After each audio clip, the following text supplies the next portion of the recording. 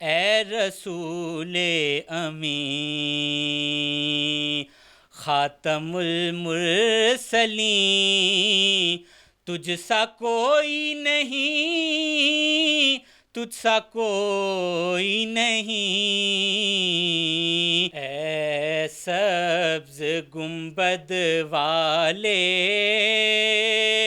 منظور دعا کرنا، جب وقت نزا آئے آقا دیدار عطا کرنا۔ اقبال نے کہا تھا بصارت کھو گئی لیکن بصیرت سلامت ہے، مدینہ ہم نے دیکھا ہے مگر نادیدہ نادیدہ۔ 2007 میں آل پاکستان نعتیہ کمپٹیشن میں پہلی پوزیشن حاصل کی۔ ہمارے چونکہ اساتذہ نے تربیت ایسی کی کہ ہماری کوشش رہی ہے کہ اچھے سے اچھا اور معیاری سے معیاری کلام پڑھا جائے۔ جب پرانے نعت خوان نعت پڑھتے تھے تو وہ نعت کے اندر کھو کر اس کلام کو جب وہ سناتے تھے اور سننے والوں پر بھی ایک رقت طاری ہوتی تھی۔ تو آج کل تو اس کو ایک پروفیشن بنا دیا گیا ہے۔ محمد علی ظہوری رحمۃ اللہ تعالیٰ علیہ ہندوستان نیازی جس طرح سے وہ نعت پڑھتے تھے، تو ایک خواہش ہے کہ وہ دور دوبارہ واپس آئے۔ اور وہ کسی نے ایک شعر میں بھی کہا تھا نا کہ جس حال میں تو رکھے وہ حال گوارا ہے، بس اتنا مجھے کہہ دے تو بندہ ہمارا ہے۔ چینل 51 میں آپ کو خوش آمدید، میں ہوں سردار ولید مختار۔ اقبال نے کہا تھا بصارت کھو گئی لیکن بصیرت سلامت ہے، مدینہ ہم نے دیکھا ہے مگر نادیدہ نادیدہ۔ آپ کی ملاقات ایک آج ایسے شخص سے کرواتے ہیں جس نے 2007 میں آل پاکستان نعتیہ کمپٹیشن میں پہلی پوزیشن حاصل کی۔ اس کے علاوہ دیگر متعدد مقابلوں میں وہ شریک ہوتے رہے، وہ ثنائے رسول کرتے ہیں اور اللہ تعالیٰ نے ان کو بہت خوبصورت آواز سے نوازا ہوا ہے۔ اس کے ساتھ ساتھ اگر ہم بات کریں کہ وہ جو دنیاوی تعلیم ہے اس میں بھی وہ پڑھ رہے ہیں، ابھی وہ اسٹوڈنٹ ہیں، اور آواز کا جو گرام ہے یا آواز کی جو اتار چڑھاؤ ہے، اور خاص کر کے نعت جو ایک میں کہتا ہوں فن ہے، اس فن میں جو خصوصی حیثیت حاصل ہے اس کا تعلق آواز کے اتار چڑھاؤ ہے۔ بہت اچھے طریقے سے جانتے ہیں آواز کا اتار چڑھاؤ، اور اس کے ساتھ ساتھ جو ان کی اسپیشلٹی اگر ہم اس کو دیکھ سکیں تو اقبال کے اس شعر کے مترادف کہ مدینہ ہم نے دیکھا ہے مگر نادیدہ نادیدہ۔ اللہ تعالیٰ نے ان کو جو ظاہری بصارت ہے اس سے محروم رکھا ہے، یہ ان کی ڈسیبلٹی ہے، لیکن ایبلٹیز جو ہیں ان میں وہ بے شمار ہیں۔ اتنی خوبصورت آواز کے مالک ہیں کہ شاید جو بصارت کی کمی ہے وہ ان کو محسوس ہی نہ ہوتی ہو۔ بہت اعزاز اپنے ساتھ رکھتے ہیں، والدین کو عمرہ کروایا اسی آواز، اسی حمد و ثنا کو جیت کر۔ آپ کی ملاقات کرواتے ہیں عدنان سے۔ السلام علیکم۔ وعلیکم السلام۔ آپ کیسے ہیں؟ جی اللہ کا شکر، آپ کیسے ہیں؟ الحمدللہ۔ عدنان یہ بتائیے گا کہ جیسے میں نے ناظرین کو بتایا کہ آپ چونکہ اسپیشل پرسن ہیں، جو ظاہری بینائی ہے جو باقی لوگوں کو ہے آپ کو نہیں ہے، کمی محسوس ہوتی ہے اس کی؟ دیکھیے یہ تو ہمارے اپنے تک ڈپینڈ کرتا ہے کہ ہم اس کو اس طرف لے کے جائیں۔ ہم چونکہ یہ سوچتے ہیں کہ اگر اللہ تعالیٰ نے ایک چیز ہمیں نہیں دی تو اس کے بدلے میں ہزاروں ایسی نعمتیں اللہ نے دی ہیں، اور یہ سب کے ساتھ ہوتا ہے کہ اگر اللہ تعالیٰ کسی ایک چیز سے آپ کو محروم کرتا ہے تو اس کے بدلے میں اگر آپ اپنے اندر جھانکیں تو آپ کو محسوس ہوتا ہے کہ آپ کو بہت ایسی ایبلٹیز اللہ نے دی ہوتی ہیں جن سے شاید باقی محروم ہوتے ہیں۔ تو میرا تو یہی ماننا ہے کہ ہمیں ہر حال میں اللہ تبارک و تعالیٰ کا شکر ادا کرنا۔ بے شک اس میں کوئی دو رائے نہیں ہے۔ بچپن جو تھا، جو بچپن ہوتا ہے جس میں شرارتوں کی عمر ہوتی ہے، پھر لڑکپن ہوتا ہے، تو کبھی یہ احساس نہیں ہوا کہ جس طرح باقی لوگ ظاہری طور پہ دنیا کو دیکھ رہے ہیں ہم وہ محسوس نہیں کرتے؟ اصل میں اس کا تمام جو کریڈٹ ہے وہ میں اپنے پیرنٹس کو دینا چاہوں گا کہ انہوں نے ہمیں محسوس ہونے ہی نہیں دیا کہ ہم، مطلب ایک ہوتا ہے نا کہ آپ گھر میں جب ہم اس طرح کا کوئی اسپیشل پرسن ہو تو پیرنٹس اس کی طرف زیادہ توجہ کرتے ہیں، اور اگر چونکہ میرے کچھ دو بھائی ایسے ہیں جن کو نظر بھی آتا ہے، تو اگر انہوں نے ہم سے کو بات کر دی تو پیرنٹس نے کہا کہ نہیں یہ جو ہے ان کو نظر نہیں آتا، ان کو کچھ مت کہو، ان کو نہیں، تو مطلب اس طرح کا پیرنٹس نے رویہ نہیں رکھا، بلکہ اگر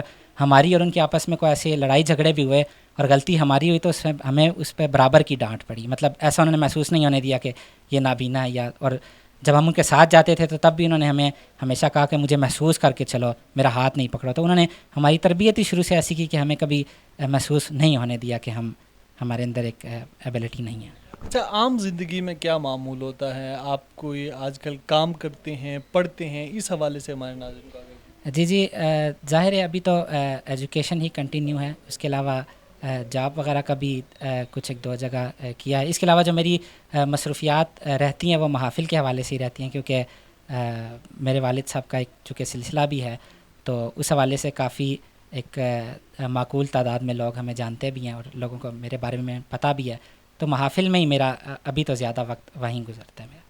اچھا یہ بتائیے کہ جو 2007 میں پورے پاکستان میں سے آپ نے پہلی پوزیشن حاصل کی، اس وقت بھی پاکستان کی آبادی 18 کروڑ کے لگ بھگ تھی، کیا احساسات تھے اس وقت کہ جب آپ کو معلوم ہوا کہ آپ کی پہلی پوزیشن آئی ہے پورے پاکستان میں؟ جی جی خوشی تھی، لیکن چونکہ اس وقت جو عمر بھی ایسی تھی وہ 13 14 15 سال کی عمر تھی، تو اس عمر میں آپ کو پتہ ہے کہ انسان بہت زیادہ احساس سے تو آری ہی رہتا ہے. تو بس ٹھیک ہے، ایک حد تک خوشی تھی، لیکن اگر وہی ایوارڈ مجھے اب ملے تو جو احساسات ہوں گے وہ شاید اس وقت نہیں تھے، کیونکہ بچپن کی عمر ہوتی ہے. لیکن البتہ خوشی مجھے ضرور تھی، کیونکہ گھر میں سب خوش تھے اور میرے والد صاحب بھی وہاں موجود تھے اور ان کے سامنے مجھے پرائز ملا، تو ڈیفینیٹلی خوشی تو تھی. اچھا آپ کا پسندیدہ شاعر جس نے نعت کے لیے خصوصی کام کیا ہو، وہ کون ہے اور کون سا کلام ہے جو آپ کو بہت زیادہ پسند ہے؟ دیکھیے پرانے جتنے بھی لوگ ہیں، پرانے جتنے شعراء ہیں، محمد علی ظہوری صاحب ہو گئے اور عبدالستار نیازی مرحوم، اور بھی اس طرح کے بہت نام لیے جا سکتے ہیں. تو چونکہ میرا جو نعت خوانی کے حوالے سے رہا ہے وہ ہمارے چونکہ اساتذہ نے تربیت ایسی کی ہے کہ ہماری کوشش رہی ہے کہ اچھے سے اچھا اور معیاری سے معیاری کلام پڑھا جائے. مطلب جس طرح آج کل نعت خوانی ہو رہی ہے تو اس سے ہم چونکہ ڈفرینس ہیں اور لوگوں کو یہی چیز پسند آتی ہے کہ جو آج کل جو نعت خوان جو نعت پڑھتے ہیں، تو اس سے ہمارے اساتذہ نے ہماری تربیت جو ہے وہ ایسی کی ہے کہ ہم پرانے شعراء کو زیادہ پڑھتے ہیں، تو مجھے پرانے لوگ ہی زیادہ پسند ہیں. اچھا عدنان، جو آج کل آپ نے ذکر کیا جس طرح کی نعت خوانی ہو رہی ہے یا جس طرح کے سٹیج بنائے جاتے ہیں، جن محفلوں کا اہتمام کیا جاتا ہے، پھر اس میں جو ایک نعت کے لیے ایک اسپیسیفک کلچر بنا دیا گیا ہے، آپ کیا سمجھتے ہیں وہ کیسے؟ ظاہر ہے جی کلچر تو ڈیفینیٹلی اچھا نہیں ہے، اور نعت خوانی جب پرانے وقت میں ہوتی تھی تو آپ نے بھی یقیناً ویڈیوز وغیرہ دیکھی ہوں گی کہ جب پرانے نعت خوان نعت پڑھتے تھے تو وہ نعت کے اندر کھو کر اس کلام کو جب وہ سناتے تھے اور سننے والوں پر بھی ایک رقت طاری ہوتی تھی. تو آج کل تو اس کو ایک پروفیشن بنا دیا گیا ہے اور بس افسوس کی بات ہے. لیکن میری تو کوشش ہوتی ہے کہ میں تقریباً پچھلے 15 سال سے ثنا خوانی کر رہا ہوں، اور جہاں مجھے موقع ملتا ہے میں اس بات کو ایڈریس کرتا ہوں کہ چونکہ نعت آقا علیہ الصلوۃ والسلام کی اور معاملہ بہت زیادہ آپ سمجھ سکتے ہیں کہ کتنا نازک معاملہ ہے. تو ہمیں جو بھی کلام پڑھنا چاہیے، ہمیں ایک تو اس کے بارے میں پتہ ہونا چاہیے کہ یہ کلام کیا ہے، شاعر کیا کہنا چاہ رہا ہے. ہمارے یہاں اکثر یہی ہوتا ہے کہ لوگ رٹی رٹائی نعت پڑھ لیتے ہیں اور یوٹیوب سے دیکھا کوئی ویڈیو دیکھی کسی نعت خوان کو سنا یاد کر لیا. آپ ان سے پوچھیں کہ اس نعت کا اس شعر کا کیا مطلب ہے تو ان کو نہیں پتہ ہوتا.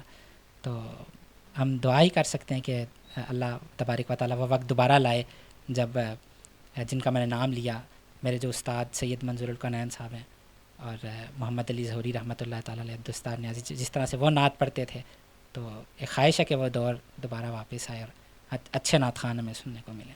اچھا فیران، چونکہ آپ جو ہیں وہ نبی علیہ الصلوۃ والسلام کی حمد و ثنا کرتے ہیں، مجھے یہ بتائیے کہ جب آپ کی روضہ رسول پہ حاضری ہوئی تو فی البدی طور پہ آپ نے جو صلاۃ السلام پڑھا ہوگا، وہ کوئی نعت تھی یا پھر درود شریف تھا؟ کیا احساسات تھے اس وقت؟ جی جی بحمد اللہ تعالیٰ حضور کے روضے کے سامنے میں نے بیٹھ کر، چونکہ میرے والد صاحب بھی ساتھ تھے اور میرے والد صاحب کو نعت کا بہت شوق بھی ہے، اور انہوں نے مجھے اس طرف جو ہے وہ نعت خوانی کی طرف ابتدا میں انہوں نے مجھے شوق دلایا.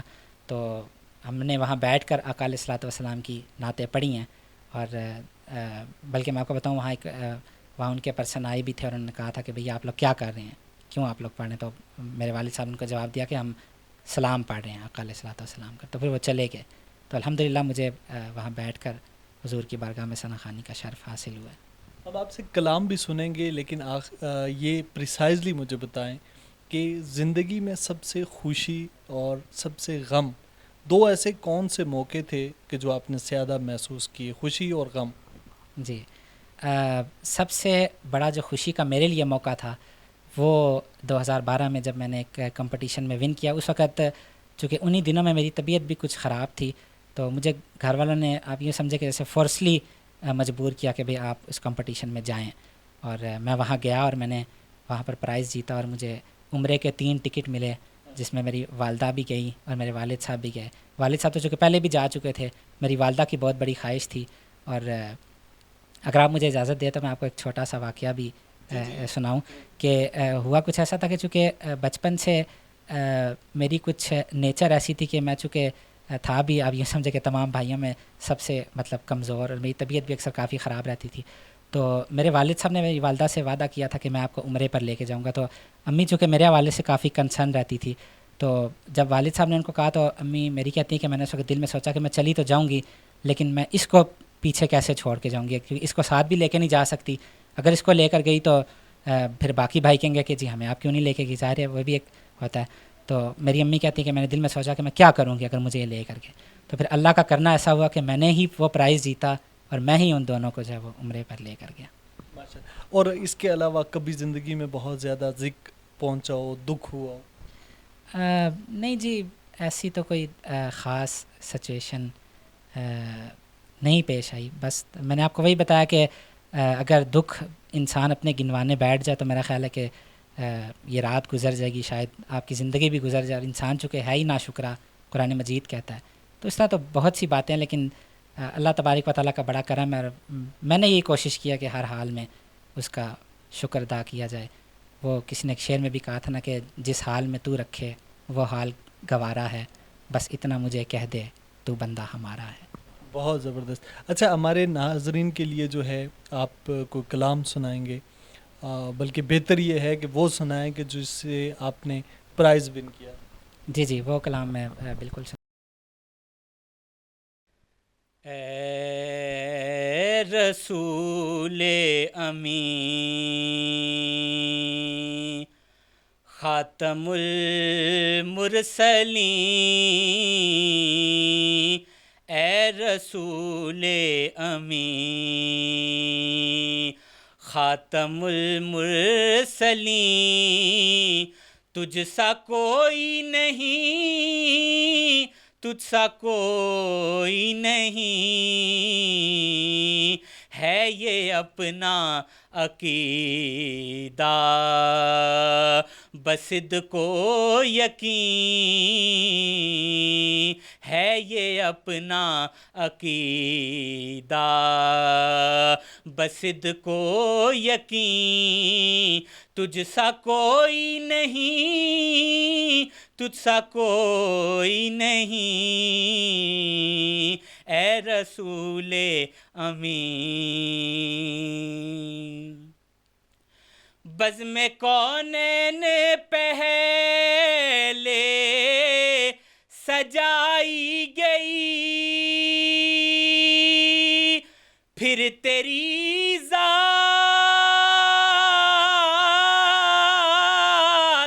منظر پہ لائی گئی،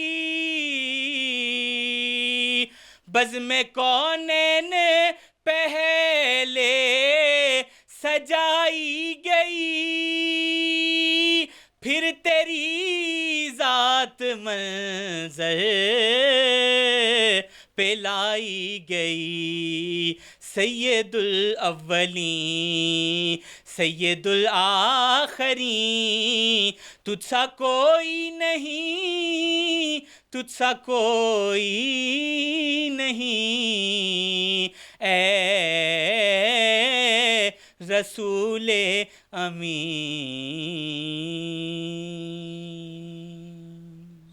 اے سبز گنبد والے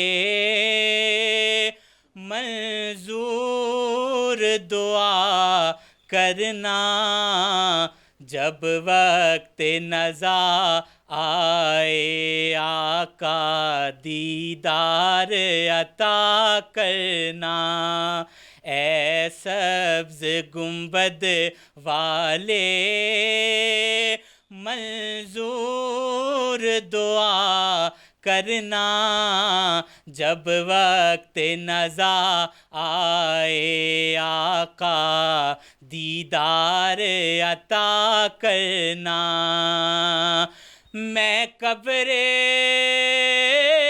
اندھیری